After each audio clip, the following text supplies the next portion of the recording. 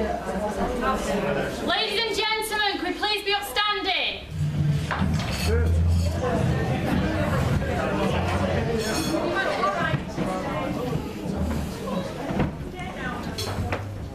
Please welcome the newlyweds, Mr. and Mrs. Cooper.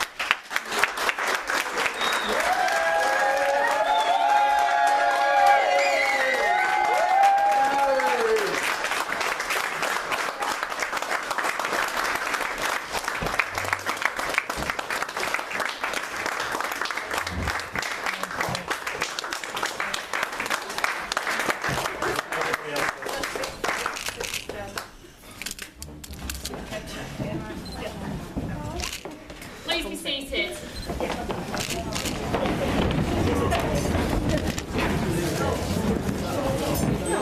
We're going to start today's proceedings with the speeches. I'd like to introduce the mother of the bride.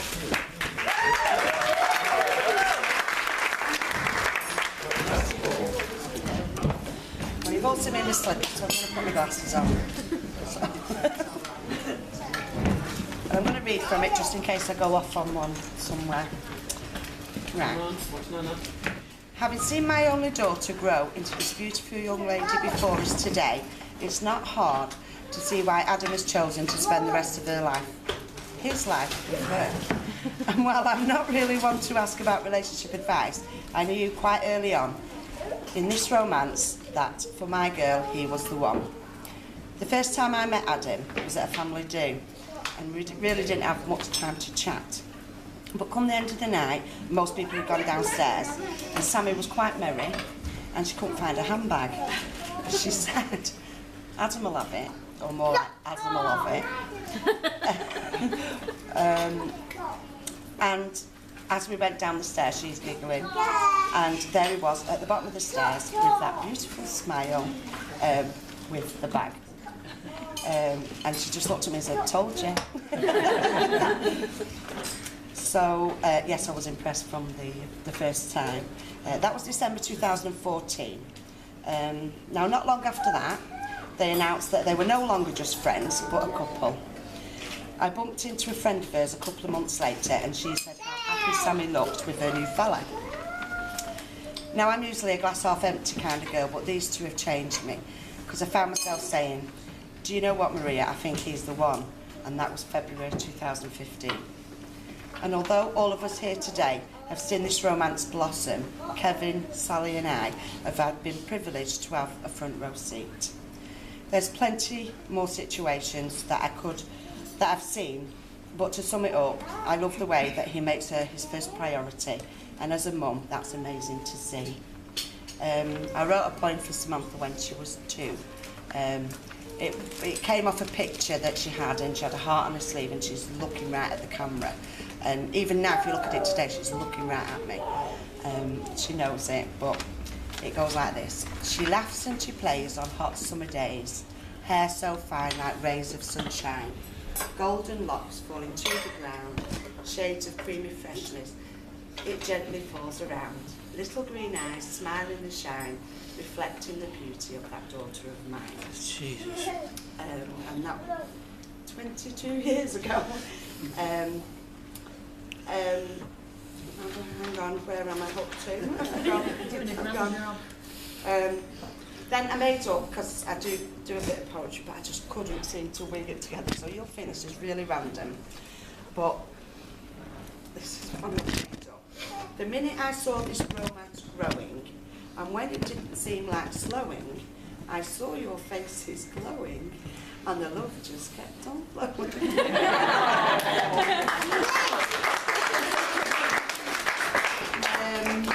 Now we've all got a drink to make a toast in a minute. I'm not going to wish you good luck. None of us need to wish you good luck, because you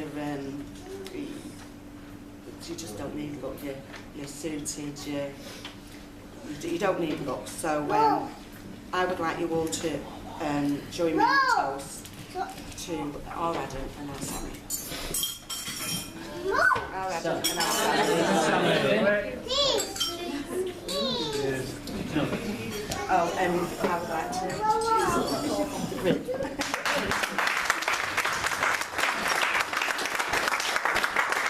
Come on, man.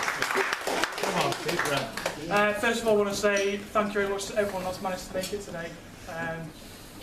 It just means a lot to me and Sammy, because obviously people that are here now is the people that mean most to us. The main thing from my speech that I want to get out is it's not just two families coming together and all that. It's more, today means more for me and Sammy.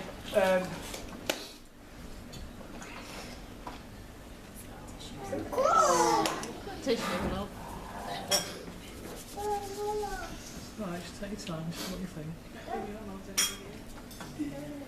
Try again. Right. Yeah, today means more for me and Sammy to be able to actually be together. Because we've actually spent more time apart than what we've spent together.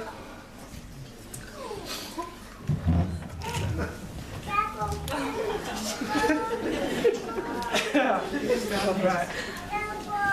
There's tears of joy, love, aren't there? Today's just been like absolutely incredible already. It's just been such a whirlwind, and I don't even know where I'm at with it, because it's just been such an emotional roller coaster. And I just want to make a point of how beautiful my wife looks today.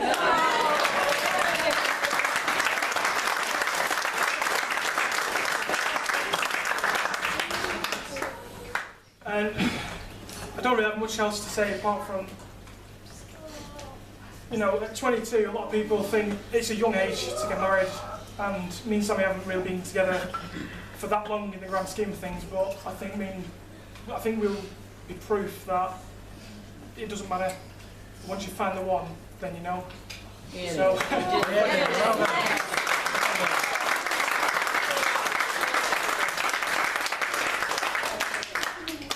it's been brief, but it's been emotional. I'd just like to pass you on to my best man, my brother.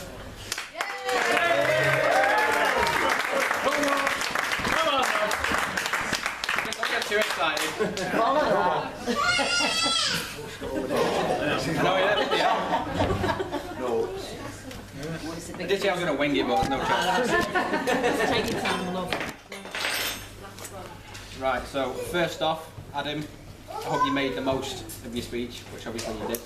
Because now you're a married man, that's the last chance you're going to get to be able to speak without being interrupted. As well done to all the bridesmaids, well, the two bridesmaids. You both look brilliant, and obviously you did a brilliant job of making sure Sammy went against a better judgment and actually turned up today. So I think we can all agree, as Adam said though, that Sammy, you steal the show today, you look incredible. Yeah. So for those that don't know me, I'm Rob. You probably haven't seen me before, as I've only been Adam's mate for about 2 days. He found my advert on a website, and since he doesn't have any friends, he has to sort of stick his hand in his pocket and hide it.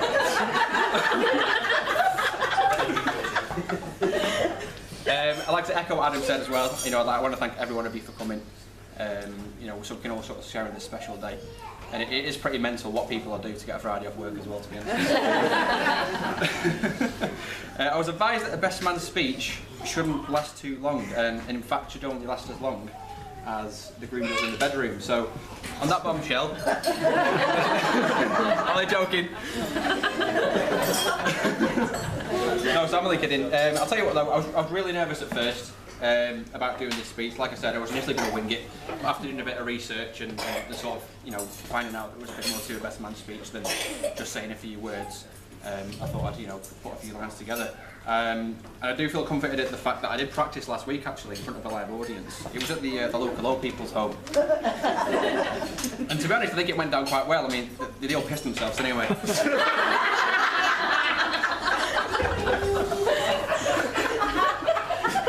Just off on that one then. It's not ours, is it? No, it's not yours. It wasn't at your house, no. So traditionally, the best man's meant to tell all kinds of stories about the groom, about, you know, the adventures, trouble they've gotten into. But I'm not going to do that for two reasons. Firstly, I think we're only allowed the room until about 1 o'clock. So in terms of stupid stories, that'd get us to about Adam age 16. And secondly, the usual reason for these stories anyway is to embarrass the groom, but let's be honest, people that know him, I think we all know that he's more than capable of doing that himself. Which brings me on to the stag do actually, talking of embarrassing. He barely made it out of the house after some intense games of beer pong. He ended up necking about 6 shots of Jim Beam whiskey. And when we eventually got to town, he was actually in such a state, I considered stripping him off and handcuffing him to a sleeping tramp. But my conscience kicked in, got the better of me, thinking about how improper and humiliating that'd be for the guy. I mean, he's already homeless, and you know, he's been through enough without having to be strapped to him all night. So, I mean, I've got a few memories about him. I mean, I'm sure you remember all these. One of them is when we went on holiday to Benidorm a couple of years ago, well, a long time now actually. I was about 16, you must have been about 12. You know what I'm going to say. Yeah, literally 12 years old, we went clubbing in Benidorm.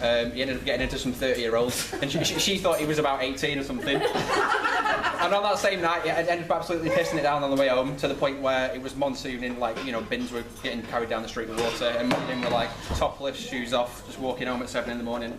It was an interesting night, especially at 12 years old for him.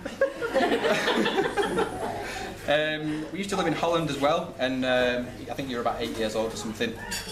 So Adam had a knack for making weird noises when he was younger. Oh yeah, you remember. So one of the main memories of him is when he'd walk around the house making weird noises all day. I mean, he had a proper big head as well when he was younger. Imagine that, but on an 8-year-old body. He looked like an alien walking around the house. And lastly, I'm sure more of you can relate to this one. Constantly doing impressions of people and sounding exactly like them, which is both hilarious and a massive pain in the arse. Making you jump as well. Yeah, making you jump, yeah. Oh, bloody hell. So one thing I'll say about Sammy is she has a great sense of humour, which obviously she's proved today by marrying Adam. So I mean, Adam, you should count yourself lucky, mate. You've got someone there who's smart, beautiful, she's kind, she's caring, she'd do anything for anyone. And Sammy, well, he looks like he's been winning a raffle, so. I mean, whilst it goes without saying, I think it's my obligation as best man to point out the obvious. You know, it's already been said, but these two make a bloody brilliant couple. We know that with a little one on the way as well, there's no doubt in my mind that you'll make absolutely fantastic parents. It just goes to show, these two, like Adam mentioned, you know, they've barely seen each other because he's been in the army. But they've been patient, they've made it work, and just look at where they are now. Anyone can do it if they can. It is funny though, I mean, I was talking to Pauline before, Sammy's mum, and she was telling me that when Sammy was a kid, she couldn't sleep unless she went to bed with a dummy. And it's quite funny how people repeat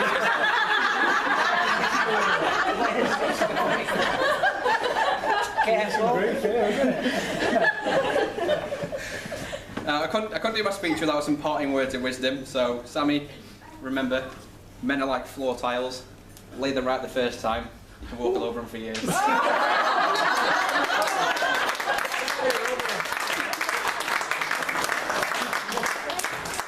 Adam, they say the most important thing in a relationship is compromise, so set some ground rules, establish who's boss, and just do everything Sammy says anyway.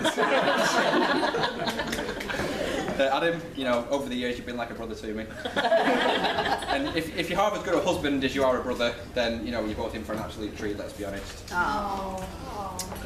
All jokes aside though, I hope you both enjoy your honeymoon in North Wales. At least I think that's where you go, in North Wales. I just heard Adam talking before about how he was going to bang her after the wedding.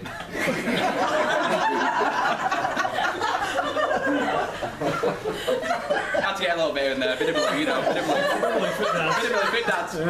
No, so, I mean, before I toast the happy couple and get a well-earned drink, let me just clarify that despite the magnificent way I've delivered this speech, I'm actually not a hired professional. I'm just a normal man. And I did it for nothing, and I'm sure we can all agree it's worth every penny. So just to finish, I thought we should all bear in mind on a serious note is that marriage isn't about finding someone that you can live with. It's more about finding someone that you can't live without, And I think, you know, you two would both agree with me that you've definitely found out with each other. You know, again, you'll both be sorely missed when you move away as well. And I know I speak for every single person here when I say I know you'll have an amazing life together, and everyone wishes you all the best, all the joy in the world. Yeah. So with that being said, can everyone please stand up? Everyone raise your glasses. So to love, laughter, and happily ever after for these two, to Adam and Sammy. And a big cheer for the best man, Speed!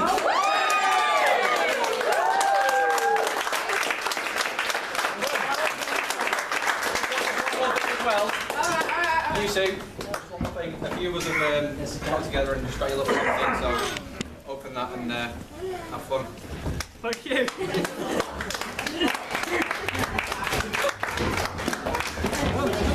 Thanks.